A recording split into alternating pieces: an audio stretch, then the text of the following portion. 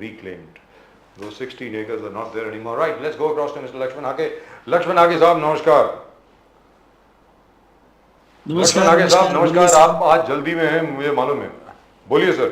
Sir, Uddhav Thackeray ji, बोलिए. उद्धव ठाकरे जी ये कहते हैं कि कांग्रेस और उद्धव सेना ही काफी है भारतीय जनता पार्टी का सफाया करने के लिए महाराष्ट्र में. आप क्या कहते हैं? यस, बराबर बोलते हैं. और महाराष्ट्र की जो जनता है वो जनता भारतीय जनता पार्टी का जो रणनीति है, आयाराम लोगों को पार्टी के अंदर लेना और सत्ता पाना, ये जो कैलकुलेशन भारतीय जनता पार्टी का है वो महाराष्ट्र की जनता को अजीबात मतलब 1% भी पसंद नहीं है. आज मैं लास्ट 4 दिन से मैं मेरे माड़ा लोकसभा कंसिस्टेंसी में घूम रहा हूं. आज भी दिन भर मैंने सुबह 9 बजे मेरा पहला आंदोलन था, 10 बजे दूसरा था, एक घंटे के अंदर ऐसे मैंने 5-6 गांव में आंदोलन करके अभी मैं पुणे की तरफ आ रहा हूं, बीच में खड़ा हूं. ये महाराष्ट्र की जो जनता है, ये महाराष्ट्र की जनता बीजेपी को 2024 में वोट देने वाली नहीं है. एक बाजू को सब एमपी एमएलए जाएंगे, एक बाजू को शुगर मिल वाले जाएंगे, एक बाजू को पैसा वाला टेंडर्स लेने वाला, एक बाजू को सत्ता की तरफ जाएंगे और जनता उनके अपोज में रहेगी. भारतीय जनता पार्टी के अपोज में कोई भी मैन मनी मसल पावर वाला एक भी आदमी खड़ा नहीं रहेगा. पूरी जनता ये भारतीय जनता पार्टी के अपोज में खड़ी रहेगी. ये मैं ग्राउंड रिपोर्ट आपको बोल रहा हूं. हाके साहब, अगर आप स्टैटिस्टिक्स देखोगे ना, अभी कांग्रेस और आपका इंडिया घटक दल का कहना है कि महिला, दलित, ओबीसी, एससी एसटी और माइनॉरिटीज ये बीजेपी से भाग रहा है. ये आपका स्टैटिस्टिक्स है, ये आपका कहना है. आप बिकॉज आप ग्राउंड लेवल पे है, आपने लोगों के बीच काम किए. मगर जो 2019 का स्टैटिस्टिक्स आप देखोगे, बीजेपी को एसटी जो शेड्यूल्ड ट्राइब का है 44% वोट मिला था बीजेपी को खुद, और एनडीए को 46. शेड्यूल्ड कास्ट का 34% वोट मिला था और कांग्रेस को उससे कम मिला था, 20% मिला एससी का और एसटी का 31%.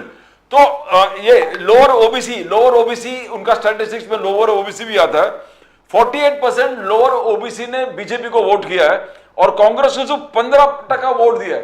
तो ये क्या गणित है आके साहब, ये समझ में नहीं आ रहा. बिकॉज आपका कहना है कि ये वोट नेचुरल वोट है उद्धव ठाकरे जी, कांग्रेस, शरद पवार साहब का, बट मैक्सिमम ये वोट पड़ा है बीजेपी को 2019 में. तो इसका जरा गणित हमको समझा दे हाके साहब कि ये एससी एसटी और लोअर ओबीसी क्यों इस प्रकार से बीजेपी को वोट किया है. नहीं, ये देखो, भारतीय जनता पार्टी अभी तक जब देश में उतरी निवडणूक वगैरह, ये सब भारतीय जनता पार्टी का एक डिफरेंट पार्टी, और भारतीय जनता पार्टी खुद ही डिक्लेयर करती थी कि हम ओबीसी बेस्ड पार्टी है, हम डिफरेंट पार्टी है, हम इन लोगों को आगे लेके चलने वाली, सबका साथ सबका विकास, ये सिर्फ चुनावी जुमले थे भारतीय जनता पार्टी के.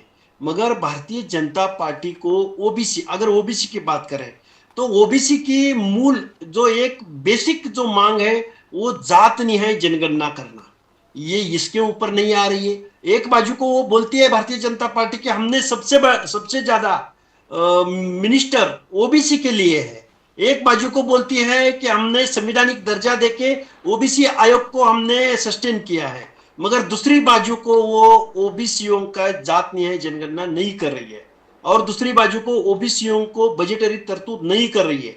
अभी 20,000 करोड़ का ओबीसीओ को वो जो विश्वकर्मा, ये जो योजना लाई विश्वकर्मा के नाम से, मगर उनके पास डेटा नहीं है कुछ. ये डेटा अगर नहीं होता है, कौन लाभार्थी है, किसको लाभ पहुंचना चाहिए और किसको ये योजना देना चाहिए और उसका क्वांटम क्या चाहिए, उसका साइज क्या चाहिए, अगर ये भारतीय जनता पार्टी की कोई स्टैटिस्टिक नहीं है तो वो योजना पर्कुलेट नहीं होगी. कौन सी लीड बैंक उसमें आगे आ रही है, ये पैसा कैसे उनके पास जाएगा और उनको लाभ मिलेगा, इसका कोई आंसर ये ना प्रशासन के पास है ना कायदे मंडल के पास है.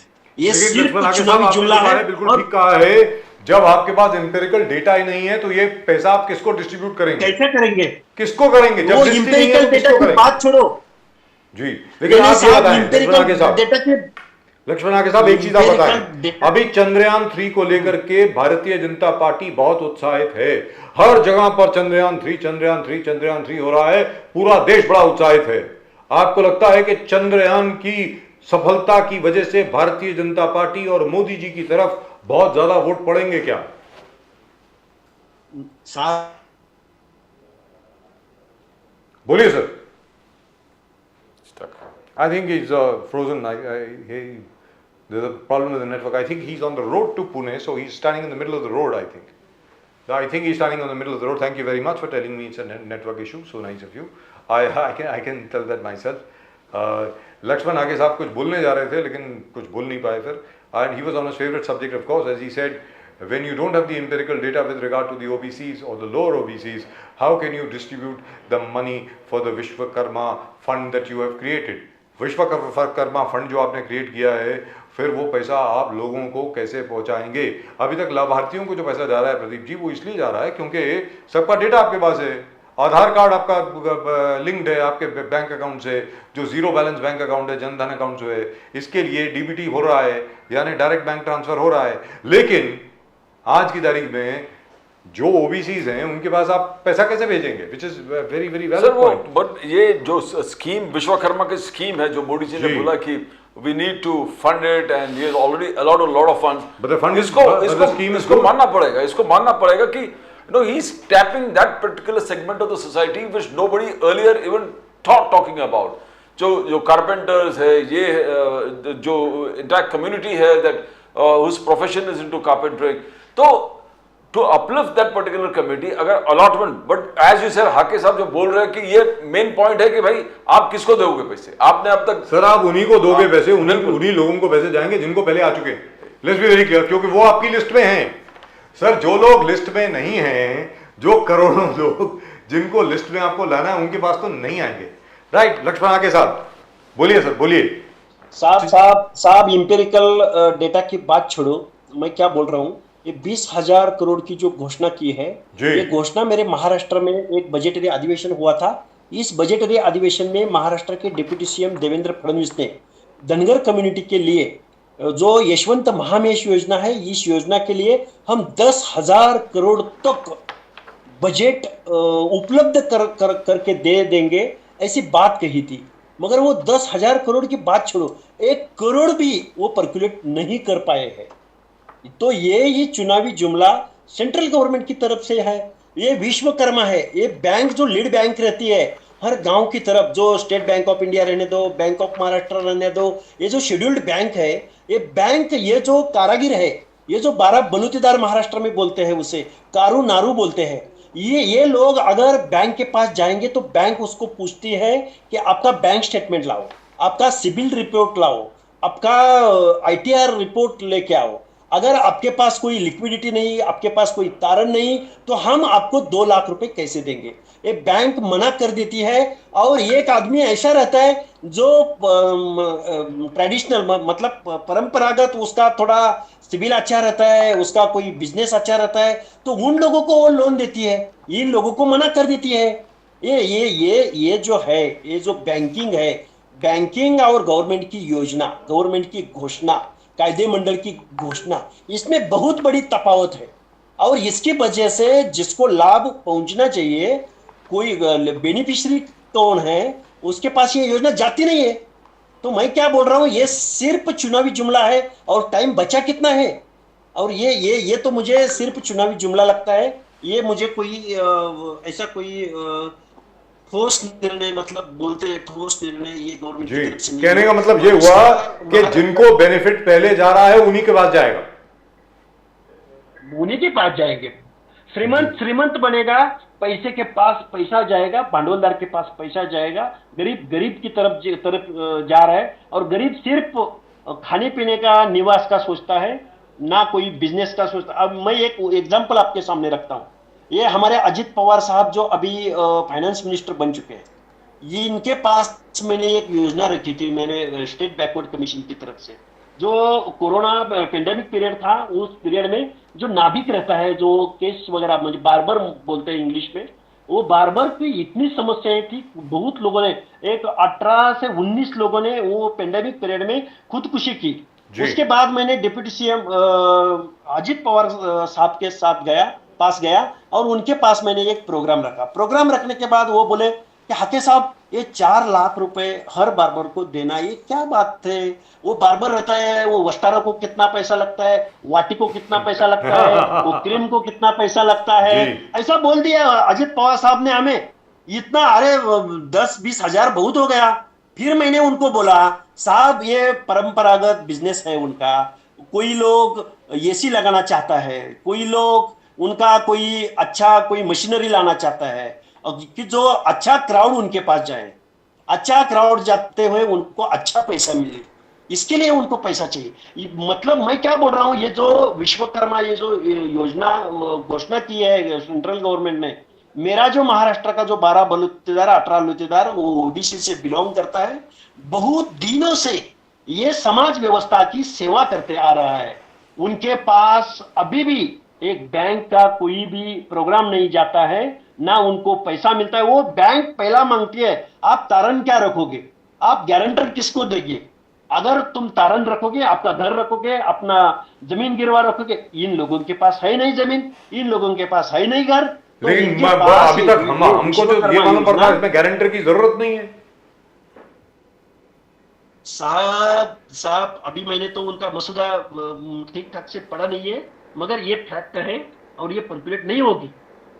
जिस दिन तक ये इंपेरिकल डेटा और लोक संख्या, जिस दिन तक जात में जनगणना नहीं होगी और कितना है, ये जिस दिन हमारे एजेंडे पे नहीं आएगा, उस दिन तक हमारी बजटरी तरतूब नहीं होगी, और जिस दिन तक बजटरी तरतूब नहीं होगी उस दिन तक इन लोगों को फायदा नहीं होगा। ये मैं बहुत जवाबदारी से मैं आपको बोल रहा हूँ। हाके साहब, अपने कृषि मंत्री धनंजय मुंडे जब यवतमाल गए थे तो जितने किसान है सब घेराव कर लिया उनका, किसान घेराव कर लिया, बोले कि किसान आत्महत्या बहुत जबरदस्त तरीके से हो रहा है, बहुत, और आप क्या कर रहे हो, कुछ नहीं कर रहे हो। तो ये किसान को जो महाराष्ट्र में, यस बोलिए ना। महाराष्ट्र में 18 डिस्ट्रिक्ट में आज सूखा पड़ा है, सूखा। और ये सूखा तो होने दो, उनका जो भेड़ बकरियां है, बड़े जानवर है, मतलब गाय वगैरह है, इनका जो वो दूध का रेट उनको नहीं मिल रहा है। ये खरीफ हंगाम तो अभी खत्म हो चुका है, बारिश आज तक इन बहुत सारे डिस्ट्रिक्ट में हुई नहीं है, ना उनको बीमा पर्कुलेट हो रहा है, बीमा नहीं मिल रहा है, गवर्नमेंट की कोई योजना नहीं मिल रही है। आज मैं मेरे लोकसभा कंसिस्टेंसी में घूम रहा था, दो तालुका में मैं घुमा हूं, 20 से ज्यादा गांव में आज भी टैंकर से पानी की मांग है आदमी को पीने के लिए। और ये जो छोटे छोटे पशु हैं, भेड़ बकरियां हैं, उनको दिन भर घूमने के बाद भी उनका पेट नहीं भर रहा है। ये जो फैक्ट है, ये फैक्ट को सामने रखते हुए ये जो किसान है, किसान बहुत परेशान है। ये मेरी महाराष्ट्र की मैं बात आपके सामने रख रहा हूं। ये बात अगर सामने रखोगे तो जो शुगर मिल है, ये शुगर मिल का बिजनेस भी आगे जाके उनका भी गलत कम होगा, उनका भी जो शुगर का जो प्रोडक्शन है वो भी कम होने वाला है। इसका मतलब एक का एक के ऊपर इन्फ्लुएंस रहेगा, और किसान अभी मुसीबत में है, और इनके बारे में ना गवर्नमेंट कोई आगे आ रही है, ना कृषि मंत्री आ रहा है, ना कृषि विभाग आ रहा है, ना हमारा फाइनेंस मिनिस्टर आ रहा है। ये तो मेरी महाराष्ट्र की बात। हम लोग ये जानना चाहते हैं कि 1 रुपया बीमा, क्रॉप इंश्योरेंस, जो फडणवीस साहब बार बार सब जगह बोल रहे कि रेवोल्यूशन है, 1 रुपया 72 आवर्स के अंदर उनको ऑनलाइन ये करना है, तो बहुत सारे किसान बोल रहे बैंक ही किधर है, वो बीमा का कंपनी किधर है, पूरे जिले में ढूंढ से मिल नहीं रहा है। ये हालत है, कौन सा टोल नंबर पे किसको बात करे, किसको सर्वे करे, किसको पंचना बने, ये क्या है हाके साहब? ये किसान बारिश 1 रुपए का बीमा पाने के लिए किसान को 300 से 400, 500, 1000 रुपए तक खर्चा करना पड़ रहा है। ये फैक्ट है, ये सिर्फ घोषणा है 1 रुपए का बीमा। मगर 1 रुपए का बीमा पाने के लिए 300 रुपए से 1000 रुपए तक खर्चा आ रहा है। ये फैक्ट है। मैं कौन से चीज पे कितना पैसा खर्चा हो रहा है ये भी मैं बता सकता हूं। ये बहुत बहुत किसानों को फंसाना, किसानों का जो प्रोडक्ट है, प्रोडक्ट को एमआरपी नहीं देना, उनका जब प्रोडक्ट रहता है उस टाइम उसको फायदा नहीं मिलता है, जिस टाइम उनके पास प्रोडक्शन नहीं रहता है तो उस टाइम वो चीजों का रेट बहुत बढ़ जाता है। ये जो अनसर्टिनिटी है, और ये तो मानव निर्मित है, प्रशासन निर्मित है, मगर जो आसमान से जो बारिश गिरेगी, मतलब जो हमारा जो वातावरण है, इन्वायरमेंट है, उसकी तरफ से अगर हमारे किसानों पे मुसीबत आती है, हम बोलते हैं कि एक तरफ राजा ने मार दिया, दूसरी तरफ आसमान से, दूसरी तरफ सुल्तान से। ये जो बात है, ये दुष्ट चक्र में हमारे देश का किसान फंसा हुआ है। हमारे देश के किसानों ने इतनी बड़ी आबादी को खाना खिलाया, इतनी बड़ी आबादी को दूध का प्रोडक्शन किया, इतनी बड़ी आबादी को गेहूं रहने दो, ज्वार रहने दो, भात रहने दो, मतलब राइस रहने दो, हर एक चीज में मेरे किसानों ने कष्ट करते हुए ये इतनी बड़ी आबादी को ये इतना सारा प्रोडक्शन करके रखा है, मगर आज भी हमारे किसानों को एमआरपी नहीं मिलती है, ना उनको प्राइस मिलती है, ना उनको घर मिलता है, ना उनको अच्छी तरह से एक लिविंग स्टैंडर्डनेस उनका बढ़ रहा है, ना कोई उसमें तरक्की हो रही है। ये तो फैक्ट है। और ये फैक्ट सामने रखते हुए, अरे गांधी बाबा ने भी बोला था कि मेरे किसानों, ये देश 75% देश ये किसानों का है, गांव में रहता है, खेड़े में रहता है, चलो पंचायत की ओर, चलो गांव की ओर, ऐसा हमारे गांधी बाबा ने बोल दिया था। मगर आज भी ये 77 ईयर्स हम मना रहे हैं, अमृत काल मना रहे हैं, मगर मेरे देश में, मेरे महाराष्ट्र में बहुत सारे किसान खुदकुशी कर रहे हैं। दिन में 15, 16, 11, 12 लोग, सरासरी 11-12 लोग खुदकुशी मेरे महाराष्ट्र में कर रही है। ये तो फैक्ट है। इसके ऊपर क्या बोलते हैं, 56 इंच छाती वाला हमारा प्राइम मिनिस्टर, इसके ऊपर कायदा कानून, इसके ऊपर बजटरी तरतूद, सर हम तो चांद तक पहुंच गए मांगता है। अरे लक्ष्मण आगे साहब, हम तो चांद पर पहुंच गए, चांद, चंद्रयान साहब। ये तो हमारा मॉरल्स बढ़ाने वाली, हमारे देश का नाम पूरे वर्ल्ड में, हमारे साइंटिस्ट का ये योगदान है। ये क्या आज की बात नहीं है, ये हमारे साइंटिस्ट है, हमारा इसरो है, हमारा कोई बहुत दिनों से हमारा ये जो प्रोग्राम चल रहा है, हम सैटेलाइट में, वर्ल्ड में सबसे ज्यादा हम सैटेलाइट का प्रोग्राम बना चुके हैं। हमारे बहुत सारे सैटेलाइट अमेरिका यूज कर रही है भाड़े पे। ये तो हमारी गर्व की, तरक्की की बात है। मगर ये अगर हो जाएगा तो हम गरीबों को भी न्याय नहीं दे रहे। ये ऐसा कोई बोला है क्या, कोई लिखा है क्या कि हमने सैटेलाइट छोड़ दिया, हमने चंद्रयान मुहिम सक्सेस कर दी, इसका मतलब ये नहीं है कि हम गरीबों के उनको न्याय नहीं देना चाहिए, किसानों को न्याय नहीं मिलना चाहिए। न्याय मिलेगा क्या? किसमें लिखा है सर? न्याय कब मिलेगा आप बताएं? मिलना चाहिए, ये तो मैं बात रख रहा हूं ना। जब आप पार्लियामेंट में जाएंगे तब मिलेगा साहब। मैं पार्लियामेंट, आप जब संसद में जाएंगे और मंत्री बनेंगे तब मिलेगा, उसके पहले नहीं मिलेगा। सर मैं जिस दिन ये हमारे कायद्याचं सभागृह म्हणतात मराठी में, मतलब मैं जब कायदा बनाने वाले हाउस में जाऊंगा, उस दिन मैं ये मेरा कुर्ता पायजामा पहन के नहीं जाऊंगा। उस दिन मैं मेरे पोतराज का वेश पहन के ही जाऊंगा। क्यों जाऊंगा? मैं कौन से अंदाज में हाउस के अंदर जा रहा हूं? क्योंकि मेरे घुमंतु, नॉन घुमंतु और ओबीसी प्रवर्ग के लोग ये आज भी कौन से हालात में जीते हैं और उनको क्या चाहिए, इसके ऊपर ये जो एमपी एमएलए लोग हैं ना, उनका काउंसलिंग होना चाहिए। उस दिन तुम्हारा जो चौथा स्तंभ है, ये मीडिया ने मुझे पूछना चाहिए, अरे ये साहब ये क्या पहन के आए हो और ये कौन से वेश में आए हो, ये क्यों? उस दिन मैं बोल दूंगा कि 12% आबादी आज भी घुमंतु नान घुमंतु इस प्रवर्ग में आती है। जी। ना उनको नल से जल मिलता है, ना उसे स्वच्छता गृह मिलता है, ना उसे हाउस मिलता है, ना उसे मान सम्मान इज्जत मिलती है हमारे इस देश के अमृत काल में। क्या बात है सर। आके साहब मगर एक चीज शॉर्ट में बोल दीजिए, ये किसान जो बार बार हर कार्यक्रम में होता है किसान बीमा का फायदा किसान को हो नहीं रहा है, ये फायदा कराए कैसे? बिकॉज बहुत सारे जो आप जैसे नेता बोल रहे हैं कि इनका बीमा का ऑफिस पूरा जिले में नहीं दिखने को नहीं मिलता, पूरा जिले में दिखने को नहीं मिलता है, तो इनके कृषि किसान को अपना इंश्योरेंस रिफॉर्म कैसे रिफंड कैसे मिलेगा? पैसे का पंचनामा नहीं हो रहा, सर्वे नहीं हो रहा, कोई सोल्यूशन तो बताओ हाके साहब। सर ये जो बीमा है ना, बीमा छोड़ दो, बीमा की बात तो बहुत आगे की बात है। हमारा जो किसान है ना, किसान, इस किसानों को मैं एक बात आपके सामने रखता हूं।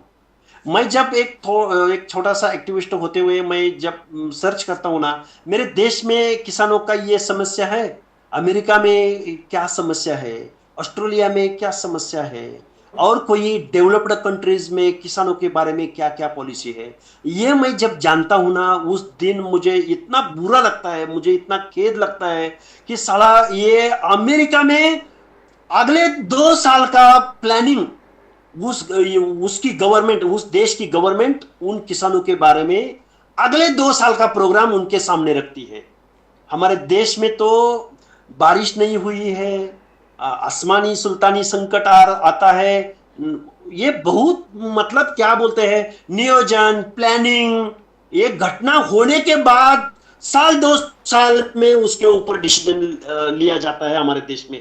इसका मुझे बहुत खेद लगता है। मुझे बहुत, ये एक बाजू को हम बोलते हैं हम चंद्रयान मुहिम सक्सेस करते हैं, हम सैटेलाइट प्रोग्राम सक्सेस करते हैं, हमारे देश में इतने बहुत संख्या में हमारे आईटी इंजीनियर्स है, हम आईटी क्राउड पूरे वर्ल्ड को हम बेचते हैं, और उनकी सेवा के माध्यम से फॉरेन करेंसी से हमारे देश में बहुत सारा चलन आता है, मगर उस देश में किसानों के बारे में ठोस प्रोग्राम गवर्नमेंट के पास नहीं रहता है।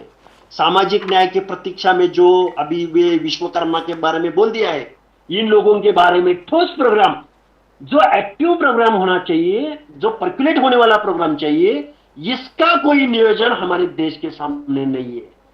Right, thank you so much sir. Lakshman Aage साहब, आपको जाना है मालूम है, आप जल्दी में हैं, लेकिन फिर भी अगली बार आपसे बहुत लंबी बात होगी इसी सब्जेक्ट के बारे में। Thank you so much sir, नमस्कार, जय हिंद। नमस्कार, थैंक यू, जय हिंद, जय महाराष्ट्र, जय भवानी, जय शिवाजी, वंदे जय भवानी, जय शिवाजी, और जय news nation.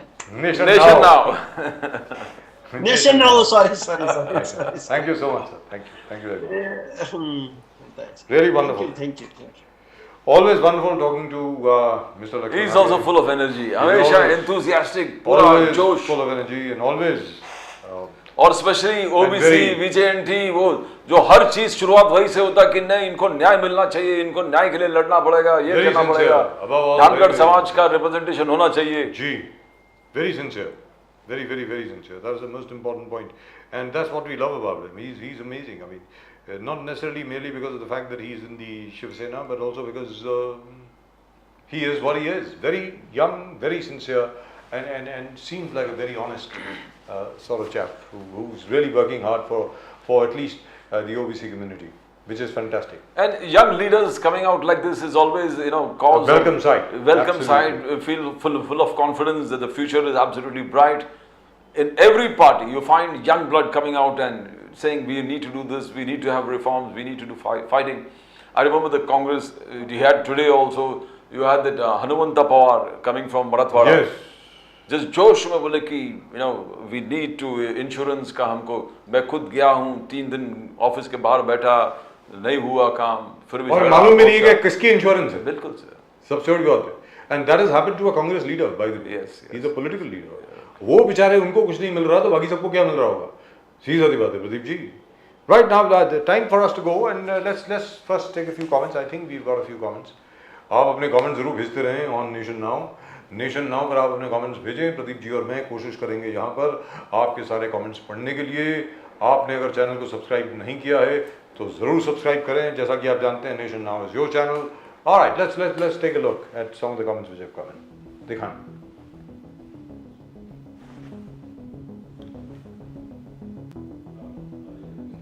Dollar versus rupee 947 was 1:3. By 2014 it's 1:68. Can we credit that also to Nehru? Narhari P 9013. जी चलिए आगे चलिए. अब ये तो कोई irrelevant सी बात हो गई, इसका क्या मतलब हुआ? ये Salman Khan show Trigu will win. I don't even know who Trigu is. Do you know who Trigu is? I'm so sorry. My fault. I have not kept myself abreast of the Big Boss show. I believe it's doing very well on the OTT platform. This is doing really and truly very well. You rascals have opened hundreds of clinics in schools in Delhi. Why the hell you comment on Chandrayaan? What is that supposed to mean? Anyway, is he sad with the fact that these clinics have opened, or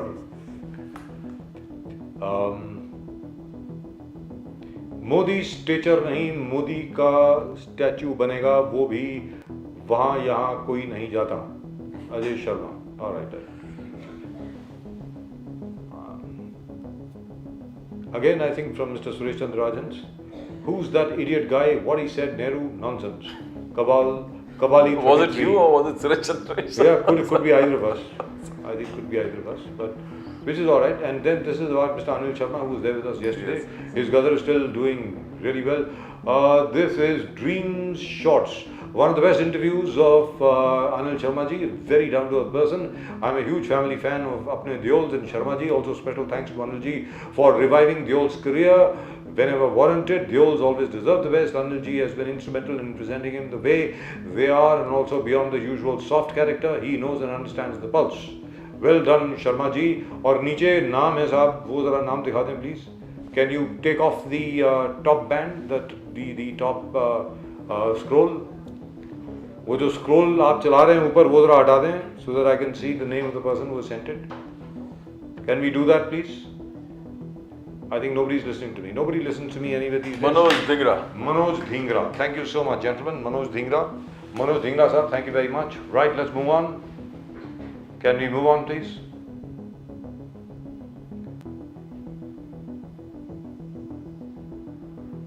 Big Boss 17 audition कब है? जी, this is something that only I think our Vedita will be able to answer. We will not be able to answer that.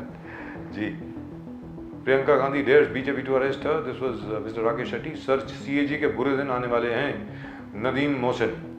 जी. और bye the वे, वो अनिल शर्मा वाले show में एक और भी comment था जो आप लोगों ने नहीं लगाया, जिसमें somebody accused me of trying to mimic Mr. Amitabh Bachchan. They said you're better than Amitabh Bachchan. They didn't say I'm better than Amitabh Bachchan. They said आप अमिताभ बच्चन की मिमिक्री कर रहे हैं, ऐसा कहा था. हमारे प्रोडक्शन टीम वालों ने वो नहीं लगाया. क्यों नहीं लगाया मुझे मालूम नहीं है. I don't think they really like me. They don't want me to be compared to Amitabh Bachchan. In fact, it was that you are better than he mimics you. क्या बात है सर, क्या बात है सर. अरे बल्ले बल्ले, जबरदस्त. बच्चन साहब, big B. But So I think that person must have had a problem when you interviewed Amitabh Bachchan. that's right. कि असली बच्चन कौन है? दोनों सिमिलर बात कर रहे हैं. बिल्कुल आवाज बिल्कुल एक जैसी है. And you look better than the और बच्चन साहब जैसा तो कोई है ही नहीं वैसे दुनिया में, तो कोई बच्चन साहब जैसा है नहीं. Big B is big B. और जो अनिल शर्मा जी का कल इंटरव्यू था बहुत जबरदस्त था Pradeep ji. It was very very nice. Fantastic. And Anil Sharma is such a sincere chap. You know, Yes, look at the way he spoke to both of us. Very, very. He was fantastic. And He's taking that comment. आपका All right, comment. let's take a look at that comment. लगाइए. Gadar 2 breaks all records. Even a Sunny Deol. Sir आप तो अमिताभ बच्चन की mimicry कर रहे हो, ऐसा कहा है user UP3B1FV5Q. Very very complex. Yes, बड़ा कॉम्प्लेक्स नाम है सर. और जो कमेंट है वो भी बड़ा कॉम्प्लेक्स है. लेकिन ये बताते हैं गदर 2 by the way doesn't seem to be able to stop. They're still making a lot of money. It's crossed 500 crores. 500 crore से ज़्यादा का बिजनेस कर लिया sir. Everybody needs to make money so that they distribute it back to the society. That's right. And I really love it when a film does well. जब कोई picture बहुत अच्छा करती है, ज़बरदस्त, मुझे बहुत मज़ा आता है. That means Mumbai is doing well. Mumbai is doing well. अगर कोई पिक्चर चल रही है प्रदीप जी, Mumbai is doing well. When Mumbai does well, that means we are doing well. We all, ultimately we all benefit. That's right. So Chandrayaan 3, congratulations once again. Hopefully we'll get some more pictures from ISRO tomorrow. From the Pragyan 3 rover, from the Pragyan rover and the Vikram lander. We'll get some more pictures. And that's just about it for this show. आज के show में सिर्फ इतना ही. आप अपने comments ज़रूर भेजते रहें. आप कृपा करके सब्सक्रिप्शन बटन पर वो जो बेल बनी हुई है ना, घंटी बनी हुई है साथ में, जहाँ सब्सक्राइब लिखा हुआ है, वहाँ पे प्लीज़ क्लिक करें. Subscribe. Do subscribe to us if you haven't done so already. We are your channel. And do send in your comments. In my personal opinion, Pradeep ji, chalte chalte ek baar fir let me remind our viewers, we need to protect our ISRO scientists. Yes. I'm really telling you, Absolutely essential. there is a conspiracy afoot, there is a game afoot to try and wean them away or tempt them away from ISRO in India to other places abroad. And the power of money is huge. It's huge. After all, if they could get rid of Homi Bhabha, Vikram Sarabhai, and they And could put Mr. Nabi Narayan in trouble. put Nami Narayan in jail, Yes. that is awful. So just imagine what they can do to people who have just succeeded in making them all look foolish. And let me tell you this, the Americans and the Europeans, the Chinese and the Russians don't like to look foolish. Well, that's just about it for the show. आज के show में सिर्फ इतना ही. आप सब लोगों को नमस्कार. जय हिंद, जय महाराष्ट्र, जय भवानी, जय शिवाजी. वंदे मातरम. Vande Mataram.